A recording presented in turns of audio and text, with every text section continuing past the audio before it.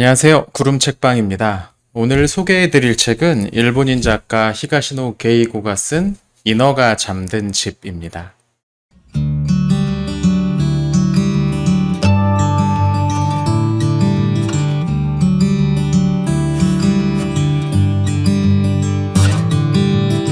우선 이 책을 보면 강렬한 연핑크색 표지가 눈에 들어옵니다. 그리고 이 제목의 배경으로 이 표지와 같은 톤의 분홍색 장미꽃이 그려져 있습니다. 표지가 예쁘죠? 이런 책 표지를 보면 한 번쯤 안 펴볼 수가 없죠. 이 책의 번역은 일본 문학 전문 번역가인 김남주 번역가님이 해주셨습니다. 그래서 번역의 질도 어느 정도 보장되어 있다고 해야겠죠. 사실 이 책은 예쁜 표지와는 느낌이 좀 다르게 뇌사, 안락사 같은 조금 무거운 주제를 다루고 있습니다. 제 경우에는 이 내용을 미리 알고 본 게 아니라서 어떤 내용일 거라고 상상조차 못했었죠. 네, 흥미로운 건 작가가 이 무거운 소재를 풀어나가는 방식입니다. 히가시노 게이고 특유의 그 미스터리한 분위기에 위에 한 가족의 교차되는 감정들, 그리고 약간은 SF적 느낌을 주는 신기술이 더해지면서 독특한 그림을 만들어내죠. 이야기의 주인공인 가즈마사와 가오루코는 이혼을 앞두고 있는 부부입니다. 두 사람은 지금 별거 중인데요. 그 이유는 남편인 가즈마사의 혼외 관계 때문이었죠. 바람을 피웠다는 거예요. 1장의 첫 장면도 아내인 가오루코가 최근 만나기 시작한 한 남성과 레스토랑에서 데이트를 하는 모습으로 시작합니다. 아직 이혼을 한 것도 아닌데 남자를 만나는 모습이 조금 당황스럽긴 한데, 또 한편으로 가오루코의 마음이 여전히 정리되지 않은 것 같다라는 그런 느낌을 받을 수 있는 부분이 있어요. 이 식사 에피소드의 마지막 부분에 이런 문장이 있습니다. 오른손으로 왼손 약지를 만져본다. 그 손가락에 반지가 끼워져 있다. 결혼한 후 그것을 빼고 밖에 나가본 적이 한 번도 없다. 정식으로 이혼할 때까지는 빼지 않겠다고 결심했기 때문이다. 그런데 이 별거적인 부부가 면접 예행 연습이라는 것을 하기 위해서 다시 만나게 됩니다. 이게 뭐냐면 가오루코가 딸인 미즈호를 명문 초등학교에 입학시키기를 원했대요. 근데 그 학교에서는 부모 면접 순서가 있었고 이 면접을 준비하기 위해서 다정한 부부인 것처럼 예행 연습을 하고 있다는 겁니다. 그런데 그 연습 중에 갑자기 전화 한 통이 걸려오죠. 전화의 내용은 충격적이었습니다. 부부가 면접 시간 동안 미즈호를 가오루코의 여동생이 맡아주기로 했었는데 이 수영장에서 아이들이 놀다가 이 미즈호가 물에 빠져서 의식을 잃었다는 겁니다. 두 사람은 급히 병원으로 달려갔는데 의사가 미즈호의 뇌에서 어떤 신호도 잡히지 않는다고 말하죠. 여기서 이런 대화가 나옵니다. 뇌파가 그럼 뇌사라는 겁니까? 규정상 지금 단계에서는 뇌사라는 말을 사용할 수 없습니다. 그리고 뇌파가 나타내는 것은 주로 대뇌의 전기적 활동입니다. 따님의 경우 적어도 대뇌가 기능하지 않는 것만은 확실합니다. 여기서 의사의 대답이 조금 애매한 부분이 있죠. 그리고 바로 이 부분이 이 소설의 비극을 만들어내는 핵심적인 장치가 됩니다. 먼저 의식이 없는 환자를 가리키는 뇌사라는 표현과 식물인간이란 단어를 구분해 볼 필요가 있는데요. 이 둘의 가장 큰 차이는 스스로 호흡을 할 수 있느냐의 여부입니다. 식물인간의 경우에는 자가 호흡을 할 수가 있죠. 다만 의식이 없기 때문에 음식물을 먹거나 할 수는 없어서 인공식을 공급해 주어야 됩니다. 그런데 뇌사의 경우에는 스스로 호흡 자체도 할 수 없기 때문에 인공호흡기의 도움을 받아야 생명을 유지할 수가 있죠. 근데 그 이유가 뭐냐? 인간의 의식을 담당하는 뇌의 영역과 호흡과 같은 생체 반응을 담당하는 영역이 다르기 때문입니다. 전자는 대뇌에서 담당하지만 후자는 뇌간이라는 부분에서 담당합니다. 그래서 이 부분에 손상을 입지 않으면 스스로 호흡을 하는 게 가능합니다. 체온 유지 같은 것도 가능하고요. 이 경우가 흔히 말하는 식물인간 상태인 거고요. 가끔 의식이 없는 채로 수십 년 동안 누워있던 환자가 기적적으로 깨어났다라는 뉴스를 보기도 하는데요. 이건 식물인간 상태에서는 가능할지 모르지만 뇌의 전반적인 기능이 완전히 망가져버린 뇌사에서는 일어날 수가 없는 일이죠. 근데 문제는 앞서 의사가 했던 대답 가운데 있습니다. 규정상 지금 단계에서는 뇌사라는 말을 사용할 수 없습니다. 라는 부분이죠. 어떤 사람이 뇌사에 빠졌는지를 판별하는 건 몇 가지 기준 단계가 있는데요. 가장 중요한 건 뇌파를 검사하는 것으로 가능합니다. 식물인간의 경우는 정상인과 다르긴 하지만 뇌에 어떤 종류의 파형이 나타난대요. 일부나마 기능이 살아있다는 의미죠. 그런데 뇌사의 경우에는 이런 반응이 전혀 없습니다. 그러면 그런 생리학적 반응을 보고서 이 사람은 뇌사다라고 판정을 하면 되는데 의사는 규정상 지금 단계에서는 그렇게 할 수 없다고 말하죠. 그 이유는 이 소설 속 일본의 법률에 따르면 환자가 쓰러지기 전에 스스로 장기 기증 의사를 밝히거나 아니면 보호자가 장기 기증을 하겠다고 동의해야만 의사가 뇌사라는 판정을 내릴 수 있다고 합니다. 만약에 이걸 거절한다면 환자는 그대로 생명 유지 장치를 달고 있는 채로 지내게 된다는 거죠. 통상 뇌사자는 짧으면 며칠, 길면 몇 달 동안 생명 유지 장치를 통해서 호흡을 이어갈 수 있다고 하네요. 여러분, 이 말이 이해가 되십니까? 장기 기증을 하려면 그 사람이 죽은 후에 해야지 그 전에 하면 살인이 되겠죠. 근데 뇌사라는 판정은 그 사람이 죽었다는 선언입니다. 하지만 장기 이식에 동의하지 않으면 이 선언이 내려지지 않고 어쨌든 공식적으로는 살아있는 것처럼 여겨진다는 거죠. 어떤 사람이 살아있는지 죽었는지는 장기 기증 의사가 있느냐 없느냐에 달려있다는 겁니다. 그리고 이게 딜레마를 만들어내죠. 특히 작품 속 어머니인 가오루코는 아직도 따뜻한 딸이 죽었다고 동의해 줄 수가 없었습니다.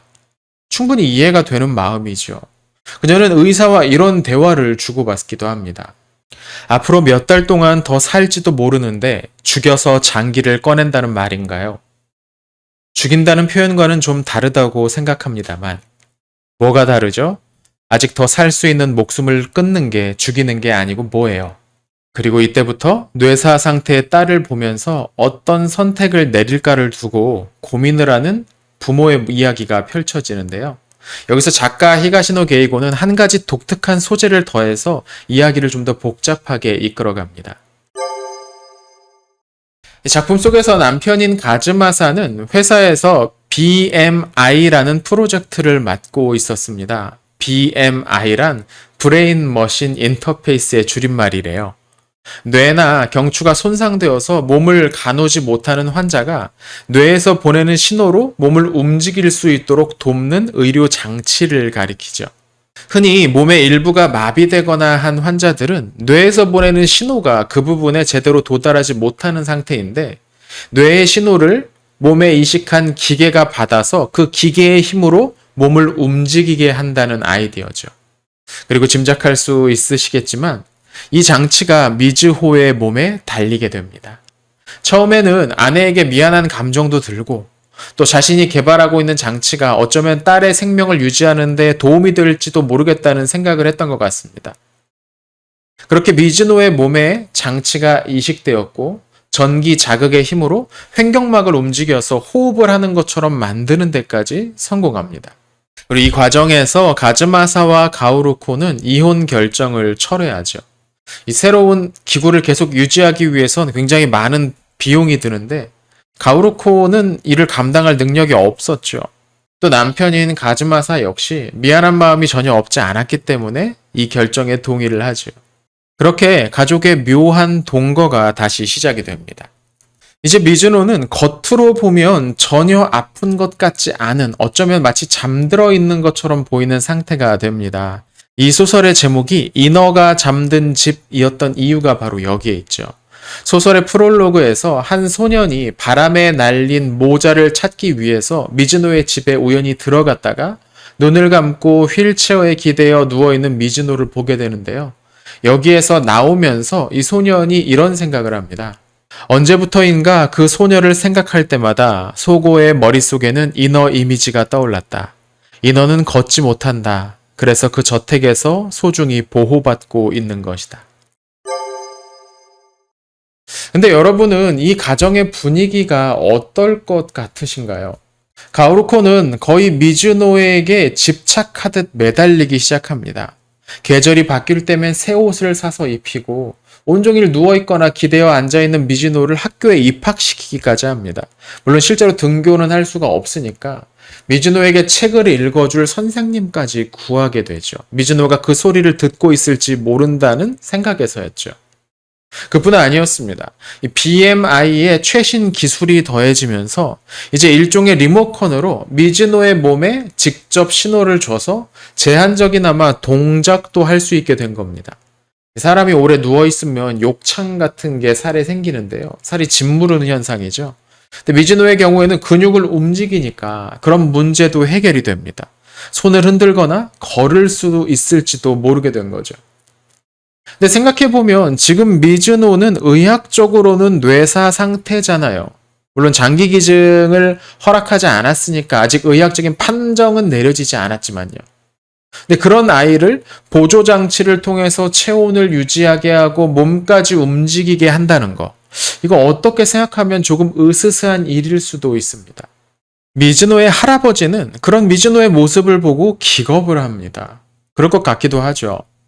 어쩌면 죽은 사람을 가지고 꼭두각시로 만드는 것처럼 느껴질 수도 있으니까요. 작가는 딸에 대한 어머니의 집착을 묘사하면서 이런 대사를 넣습니다. 세상에는 미쳐서라도 지키지 않으면 안 되는 것이 있어. 그리고 아이를 위해 미칠 수 있는 사람은 엄마뿐이야. 저는 이 대사도 상당히 와 닿더라고요. 내가 그 입장이라면 과연 딸의 손을 놓을 수 있을까 하는 질문도 떠오르고요. 근데 이런 동거가 언제까지나 계속될 수 있을까요? 근데 그뿐 아니죠. 앞서서 언급하진 않았지만 가즈마사와 가오루코 부부 사이에는 미즈노 말고도 한 명의 아이가 더 있었습니다. 이쿠토라는 이름의 어린 동생이죠. 근데 이 아이에게 누나인 미즈노는 그 자체가 또 하나의 상처이기도 했습니다. 어머니는 온통 누나에게만 집중을 하고 있고 상대적으로 이 동생은 외면을 받게 되는 상황도 벌어지죠.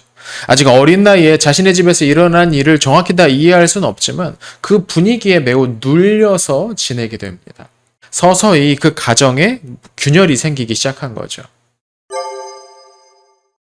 작가는 이 이야기를 통해서 삶과 죽음의 기준은 무엇인가 하는 질문을 던지는 것 같습니다. 미즈노는 살아있는 걸까요? 죽은 걸까요? 우리는 무엇을 기준으로 그걸 판단할 수 있을까요?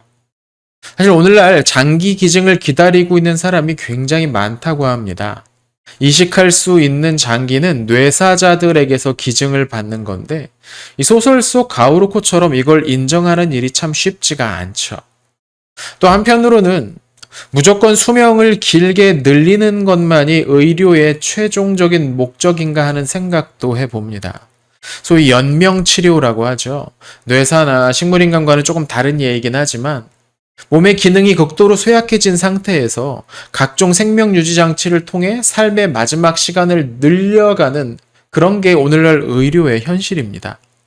그래서 많은 사람들이 온몸에 바늘을 꽂고 차가운 기계장치에 둘러싸인 채 죽음을 맞죠. 이건 좋은 삶 또는 좋은 죽음이라고 말할 수 있을까요? 책을 읽으면서 뇌사, 장기이식, 또 안락사 같은 조금은 무겁고 진지하게 생각해 봐야 될 주제들에 관한 생각이 좀 깊어지는 느낌이었습니다. 그리고 이 책의 결말은 또 아주 예상하지 못했던 이야기였죠. 약간은 조마조마한 마음으로 이 책이 어떻게 끝날까 궁금했는데 작가는 나름 합리적인 결말을 만들어냅니다. 어떤 이야기인지는 직접 확인해 보시죠. 책이 좀 두껍긴 합니다. 그런데 워낙에 내용이 재밌어서 저는 단숨에 읽어버렸던 것 같아요. 거의 잠도 안 자고 새벽까지 책장을 넘겼던 것 같은데요. 여러분도 이 영상을 보시고 이 이야기에 흥미가 생기셨다면 한번 꼭 읽어보실 것을 추천드립니다. 오늘은 히가시노 게이고가 쓴 인어가 잠든 집이라는 책을 여러분에게 소개해드렸습니다. 시청해주셔서 감사하고요. 다음 시간에 또 다른 책 소개로 찾아오겠습니다. 감사합니다.